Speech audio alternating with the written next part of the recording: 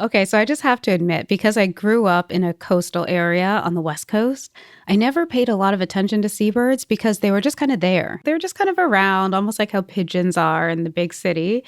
It was coming into the wild kingdom family when I realized, oh my gosh, I don't know a lot about this whole group of animals. So it was so great to link up with you, Peter, because you have been paying attention to this group. Well, absolutely, because I was raised on the East Coast in the Hudson Valley, and this was an area that I was familiar with. And basically, I was returning to parts of the Northeast coast to see the amazing populations of seabirds that do reside there, and still reminding myself that they're only there specific times of the year, and how many months of the year they're spending at sea feeding off of fish before they can return, nest, and lay eggs again.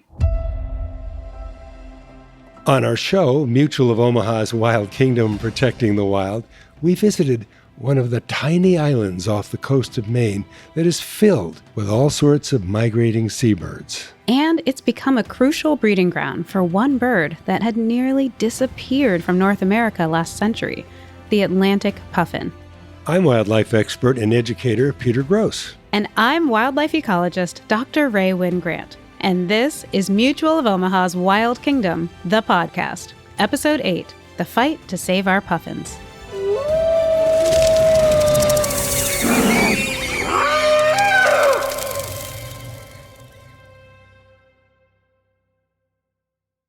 If you know one thing about puffins, you know this. Cute. I can't think of a better word. Cute. They're pretty cute.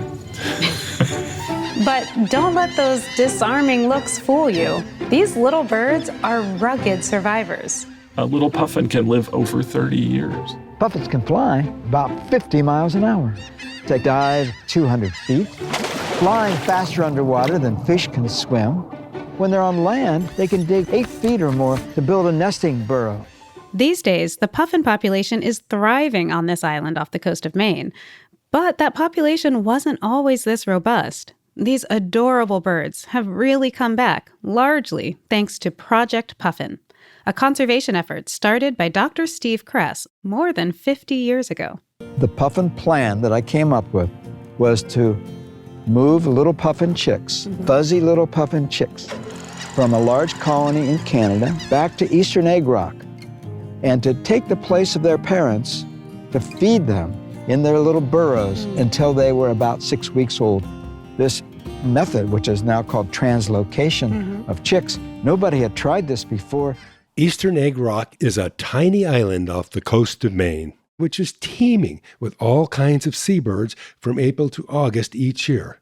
It's also home to the world's first restored Atlantic puffin colony. It is treeless, rocky, perhaps a bit severe looking, but it's a natural home for the seabirds. And they cover this island in just a cloud almost that's constantly moving around and making noise. I had people compare it to the streets of New York City. It's really an island that never sleeps. But Emma Lachance Linklater did, in fact, sleep there. Last summer, she and some other field biologists monitored the daily lives of these birds, tracking the puffins' daily habits, eating routines, and offspring. Their accommodations were pretty primitive. Just a small wooden shack where they cooked meals on a propane stove, and their tents. Most tents are not meant to be set up for 90 days straight. So even just the sun damage is something that you have to consider. For that reason, and for the reason of the birds' droppings, we cover them in these thick tarps. So the tents are often quite warm, with the sun beating down on the thick plastic. Our tents are fairly unpleasant, maybe, in the sense that they're hot, stinky, and just absolutely covered in white bird droppings. Peter, I'm super excited to hear this conversation you had with Emma because, as you probably remember, I stayed on the mainland for this episode. Yes, Ray, it was an adventure. Eastern Egg Rock is a 6-mile boat ride from the shore, and once they've started their work there, the biologists generally don't leave for 3 months. So it was kind of a shock when I showed up there with our Wild Kingdom crew. It was so strange. You know, you have these long stretches of time on the island where nobody comes out to visit. It's just, you know, it was myself and the 3 members of the crew that you saw in the episode. And so, you know, you become quite insular, maybe even awkward. You have your own strange society. You're forming your own language, you know. And then you get these moments where society kind of touches back down onto the island. And so to have you and the camera crew and the sound guys come out to the island was nerve-wracking and exciting and strange. You guys did a lot to help support us and make us feel comfortable. Well, I think from the beginning, things became very relaxed. If you probably remember, the first camera showed up and Sarah had the camera on her shoulder and birds flew over her head and did what birds do, right on the top of her lens, splashing into her face.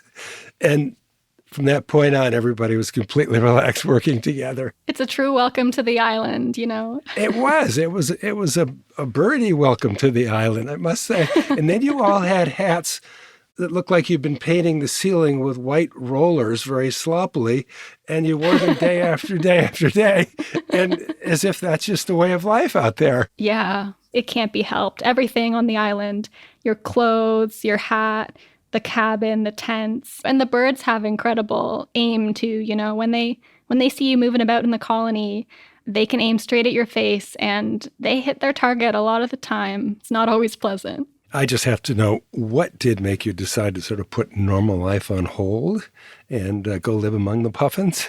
I got interested in seabirds during the end of my bachelor's degree and then had an opportunity to do a master's on a large species of Arctic gull. And I just completely fell in love with the Arctic, with seabird species, and I just couldn't get enough. Opportunities to go to islands like this, I mean, I just absolutely jumped at it. You know, get me there. When can I go? How long can I stay? You know, I want it all. But what about the first time? I mean, you must have been nervous knowing I'm going to go out and live on a rock with birds for months at a time. Yeah, I was definitely nervous, and I really didn't know what to expect.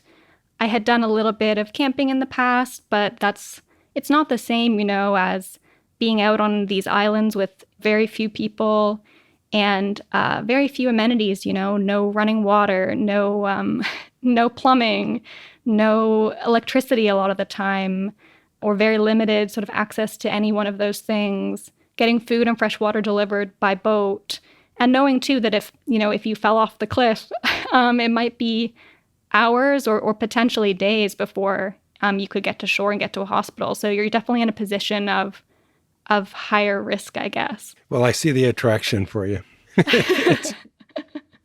It's exciting, but it is also scary. Can you talk a bit about the role this island plays in the puffins' migratory route? Yeah, the puffins spend most of their year at sea. So they really are seabirds in the most traditional sense. The sea is their home. And it was only kind of up until recently, we didn't know where they went. You know, we knew that they left the coast of Maine, that they left these breeding islands, but we really didn't know for sure where they would go. And so now we've got birds that get tracked, and they're being tracked all across the Atlantic. But then, yeah, when the weather starts to get nice, they return to their kind of core breeding islands. And because of Project Puffin's efforts, Eastern Egg Rock is now among those core breeding islands that the puffins return to. And they spend a couple of months burrowed under the rocks, raising their one egg to a chick, to then a fledgling. And then they go back out to sea and spend the rest of their year out on the ocean. Now, we did some tagging and monitoring when we were there. And then we put a band on them so that we can ID them in the future. So each bird you catch will be banded if it's the right age, right? Yeah, with these 9-digit bands, we're able to recite them over and over and over. So sometimes 30 years of recite. So this is a lifetime band. This is a lifetime band, yeah, that's right. What information do you gather from those? The bands that are put on the legs of the birds tell a lot about that bird. So if you are able to band a bird when it's a chick, and then it returns to the island and you can continue to recite it, you have an idea of how old the bird is, where it was born, and then now you can monitor, you know, who its mate is. Has it stayed with the same mate year after year? Does it use the same burrow? And how successful is it at raising chicks? And you can now get sort of a family tree. If you are able to band multiple generations of this family, you can now look at how successful they are over the long term. And then we can also put monitoring tags on the back, so little GPS trackers, and get an idea of where these birds go when they leave Maine. Now, I imagine being on the island is sort of like kind of a nerd summer camp. What were the vibes like among the team? You all worked together so well. Tell me more about it. Yeah, the team is incredibly important for the season to function. You know, you're really creating your own small-scale society, and it's sort of ephemeral, you know? You're probably never going to have this same crew of the same people on this location together ever again. And that's kind of sad because they make really strong connections, but it's also kind of beautiful and it makes you appreciate the time that you do have together. So yeah, a crew can really make or break the season. And we had a wonderful crew on Eastern Egg Rock last year, just so strong. And yeah, I have so much love for them. That's great to hear, because it would have been a long swim back. Tell me something about your favorite part of the Institute experience on the island. My favorite part? Oh, that's so hard. There's so many moments. One of the moments I guess I really loved was we had a pair of terns, common terns, nesting basically right on the trail between the small cabin and our outhouse, which was not maybe an ideal location for their comfort or ours. But we got quite attached to these garden terns. That was what we named them. And we named their chicks Puddle and Ripple because they were laid when it was pouring rain. And we were able to watch these chicks and get to see kind of every stage of their lives. So we really felt kind of connected to this nest. And you don't always know if the nest is going to be successful. And the second chick, Ripple, only lasted a couple of days. So we knew that the chances were small, you know, that Puddle would succeed. But we watched Puddle fledge, and we were so excited to see them flying, to see them chasing their parents around. And that was just, it felt like this perfect kind of culmination of the season of getting to watch every stage. That just reminded me of my absolute favorite time on the island when we were shooting, was getting to release a puffin back into the wild after he was tagged. All right, little guy, off you go, back to the ocean where you belong. I hope you come back here and lay lots of eggs. Ready?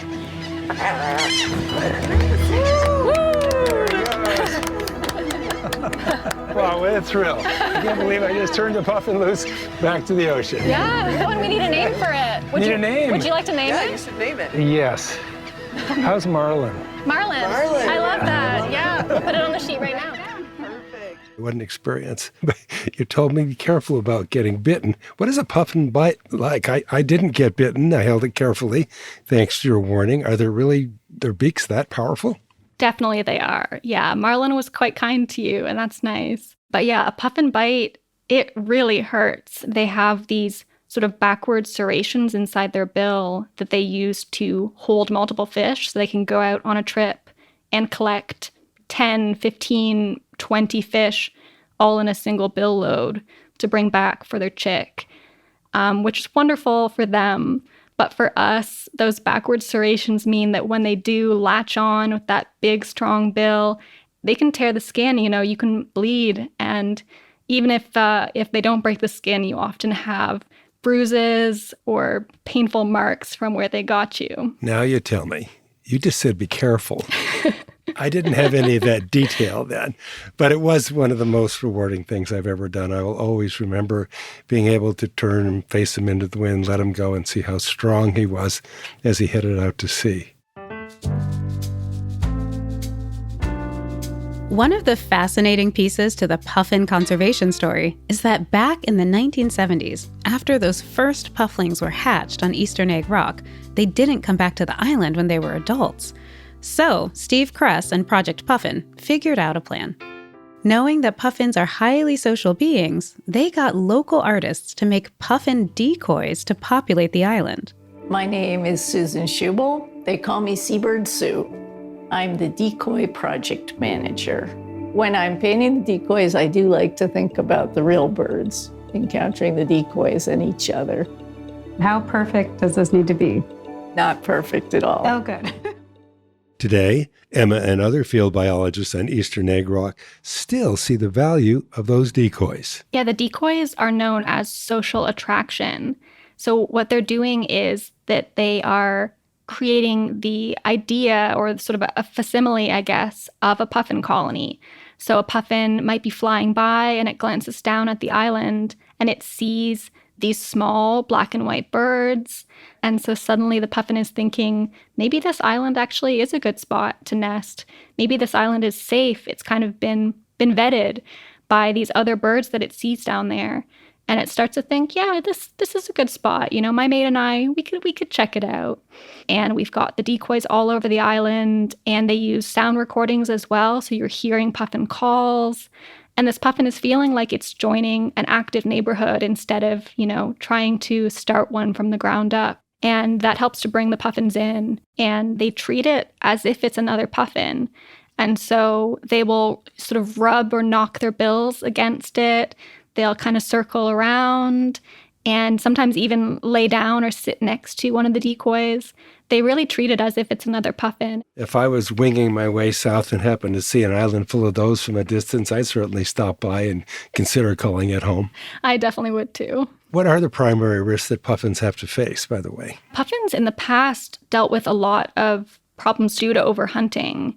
And so that was one of the reasons why the population on eastern Egg Rock stopped existing, I guess, was that these overhunting pressures just completely eliminated the breeding population. And a lot of birds face that due to either hunting for food or for the millinery trade, so feathers for hats. But now it's a lot due with habitat. So, you know, are we continuing to allow these wild places where the puffins can feel comfortable to breed and be successful? You know, outdoor cats can be a real problem on these islands. They can eliminate any kind of burrow nesting birds. And climate change is definitely a major threat for puffins. It's really important that they're catching fish, you know, that are healthy for them and their chicks. They need a lot of energy to power that flight. As you saw, you know, they've got short little wings and heavy bodies. And so it takes a lot of energy to move them around. If they're not getting fish that have a lot of nutrients in them, then they're going to struggle. What is their state in North America? How are they doing generally? I think the Project Puffin is doing wonderful work restoring colonies to Maine, and they've continued to expand and bring puffins back to more islands. And it's so important to continue to do the monitoring. But it's hard, you know, the Gulf of Maine is one of the fastest warming bodies of water on Earth. And so the puffins are definitely facing a bit of an uphill battle. And so we continue to hope that they will be able to adapt to changes, that they'll find other species of fish that can continue to support them. You've handled hundreds, maybe thousands of these birds. I'm sure they all have different personalities.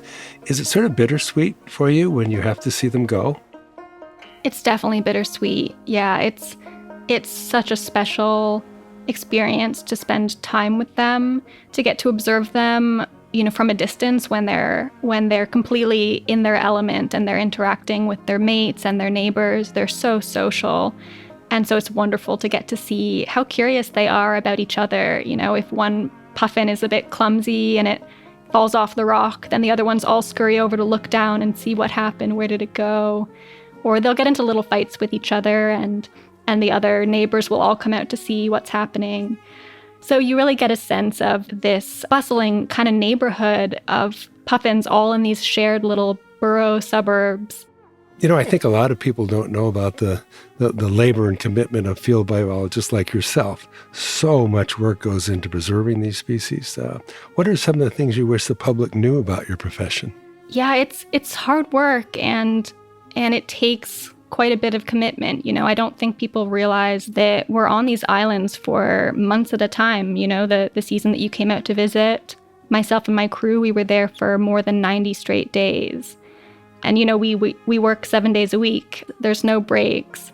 And that means, you know, no breaks to go home and see family. It means no breaks to go to a local cafe and just have a few hours to relax. So even when you're not working on the island, you're still kind of working on the island in the sense that it's a small space and your crew is always there and the birds are always there. So yeah, you're really kind of giving everything to be there, and to commit fully to this experience and to this work. I'm going to put you on the spot a little bit here. So if you want to warm your vocal cords, maybe you can imitate the sound of a puffin. To me, puffins sound a bit like a combination between a cow and a chainsaw. So I would say my best puffin attempt would be like.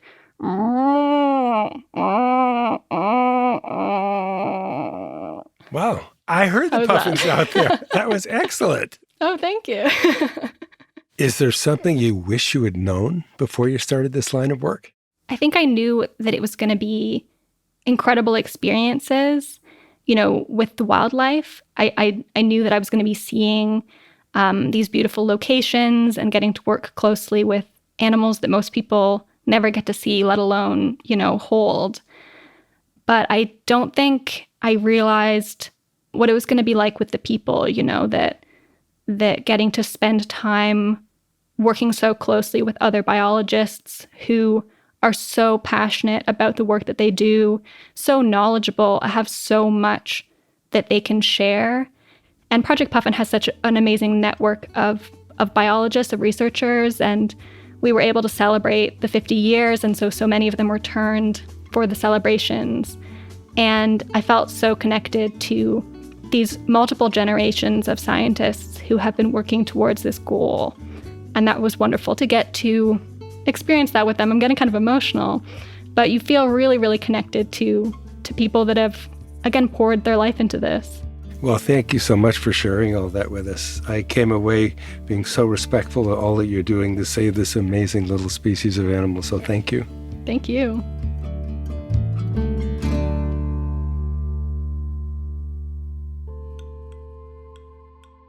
Puffins spend the majority of their lives at sea, but they're also a very social animal. Having a familiar and safe place to breed helps this very cute and very tough species thrive. For over 50 years, Project Puffin and dedicated people like Emma have worked to restore natural mating and nesting habitats for these beautiful seabirds, ensuring magical moments in the wild kingdom for future generations. I really love just to watch, any birds. It doesn't have to be on some special out-of-the-way island. Like, I love to just watch the local gulls in the harbor, at the beach. So I think going out to see these birds under more extreme circumstances, being off on these remote islands, made me more greatly appreciate the littler moments back at home as well. Join us next week when we speak with Patty Ehrig Beckendorf from the St. Louis Zoo. Patty's working to help reintroduce giant salamanders called hellbenders to the fresh mountain streams of the Ozarks. A hellbender is a large aquatic salamander. They are in a type of amphibian, so they're closely related to frogs. They can get about 2 feet long. They have a large, flat body. If you think of a sheet of lasagna pasta, that's what the side of a hellbender looks like. That's next week on Mutual of Omaha's Wild Kingdom, the podcast. Mutual of Omaha's Wild Kingdom, the podcast, is a production of Pineapple Street Studios and Mutual of Omaha. Our senior producer is Stephen Key. Producers are Zandra Ellen and Jenny Van Solen. Associate producer is Lisa Serda. Editor is Darby Maloney. Executive producers are Barry Finkel, Gabrielle Lewis, and Jen Wolfe. Pineapple's head of sound and engineering is Raj Makija. Senior audio engineers are Marina Pais, Davy Sumner, Javi Cruces, and Pedro Alvira. Additional engineering by Rob Miller and Jason Richards.